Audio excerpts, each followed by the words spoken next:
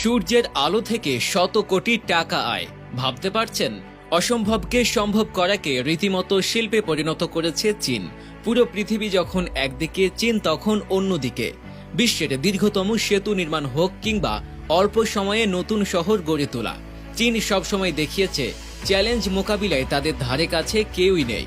এ যাত্রায়ও তার ব্যতিক্রম হয়নি। চীন এবার সূর্যের শক্তি কাজে লাগিয়ে সমুদ্রের বুকে গড়ে তুলেছে বিশ্বের সবচেয়ে বড় ওপেন সি সোলার ফার্ম। এই ফার্মগুলো থেকে প্রতি বছর বিলিয়ন বিলিয়ন ডলার আয় করছে দেশটি। চীনে গেলেই এখন দেখা মেলে সমুদ্রের বিশাল জায়গা জুড়ে সারি সারি সোলার প্যানেল। তবে যেন তেন কোনো সোলার ফার্ম নয়, এক একটি প্যানেল বিশাল নেটওয়ার্ক, যা কয়েকশো ফুটবল মাঠের সমান। সান্দ্রম প্রদেশের উপকূলবর্তী এই সোলার ফার্ম পৃথিবীর বুকে প্রথম ভাসমান নিদর্শন। প্রশ্ন হতে পারে, সব সোলার ফার্ম কেন সমুদ্রের উপর নির্মিত হলো?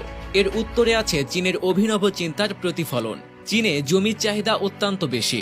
সোলার ফার্মের জন্য জমি ব্যবহার না করে সমুদ্রকে কাজে লাগিয়ে তারা জমি সংরক্ষণের পাশাপাশি নবায়নযোগ্য শক্তির যোগানও বাড়িয়েছে।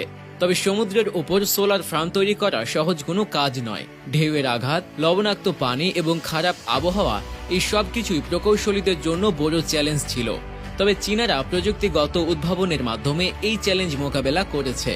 এই সোলার প্যানেলগুলো এমন উপাদানে তৈরি যা লবণাক্ত পানি ও সমুদ্রের কঠিন পরিবেশেও স্থায়িত্ব বজায় রাখবে। প্যানেলগুলোকে সমুদ্রের তলায় শক্ত অ্যাঙ্করের মাধ্যমে স্থিতিশীল রাখা হয়েছে, যাতে কখনো ঢেউয়ে ভেসে না যায়। সমুদ্র থেকে উৎপাদিত বিদ্যুৎ বিশেষ কেবলের মাধ্যমে মূল ভূখণ্ডে পৌঁছে দেওয়া হয়। এই কেবলগুলো সমুদ্রের গভীর চাপ সহ্য করতে সক্ষম। 320 মেগাওয়াট ক্ষমতার এই সোলার ফার্ম কয়েক লাখ বাড়িকে বিদ্যুৎ সরবরাহ করতে পারে। এছাড়াও ওপেন সি সোলার ফার্মের কিছু অনন্য সুবিধাও রয়েছে।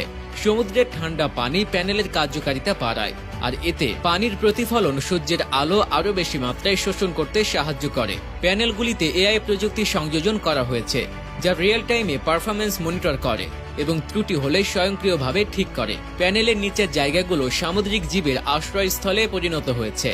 এতে পরিবেশগত ভারসাম্য রক্ষা হচ্ছে। চীন আগামীতে এই ফার্মের আয়তন দ্বিগুণ করার পরিকল্পনা করেছে, যা 1 গিগাওয়াটের বেশি বিদ্যুৎ উৎপাদনে সক্ষম হবে। এই প্রকল্প শুধু প্রযুক্তির ক্ষেত্রে নয়, বরং জলবায়ু পরিবর্তনের বিরুদ্ধে লড়াইয়ের ক্ষেত্রেও একটি বড় পদক্ষেপ। 2060 সালের মধ্যে কার্বন নিরপেক্ষ হওয়ার লক্ষ্য নিয়ে চীন যে এগিয়ে চলেছে, এই সোলার ফার্ম তারই উদাহরণ। সমুদ্রের বুকে সূর্যের শক্তি কাজে লাগিয়ে চীন যেভাবে নবায়নযোগ্য জ্বালানির দিগন্ত উন্মোচন করেছে, তা কেবল একটি প্রকল্প নয়, বরং এটি একটি দৃষ্টান্ত। এটি দেখিয়ে দিচ্ছে সঠিক পরিকল্পনা আর মেধার সমন্বয়ে অসম্ভব বলে কিছুই নেই। চীনের এমন কল্পনাতে প্রকল্প প্রমাণ করে দিয়েছে, এই সাগরের উপর ভেসে থাকা সোলার প্যানেলই হয়তো ভবিষ্যৎ আমাদের বিদ্যুৎ সরবরাহের প্রধান উৎস হয়ে উঠবে। চীনের এই উদ্যোগ শুধু তাদের নয়, পুরো বিশ্বের এক সম্ভাবনার নতুন ভোর।